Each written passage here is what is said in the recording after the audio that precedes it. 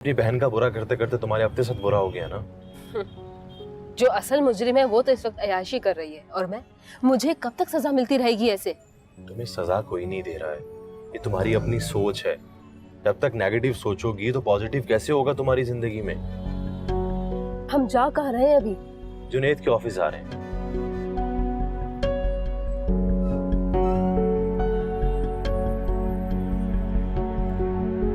भाई वो सबा नजर नहीं आ रही, क्या वो खाना नहीं खाएगी? नहीं, उसे कमरे में दे दिया है भाई, मैंने ही मना किया है।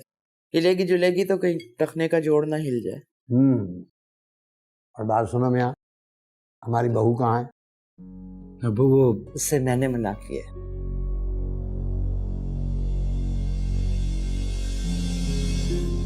शक्ल दिखाने के लिए बीपी हाई हो जाता है उसकी शक्ल देखकर। कमाल खातून हो तुम भी, शाहाना।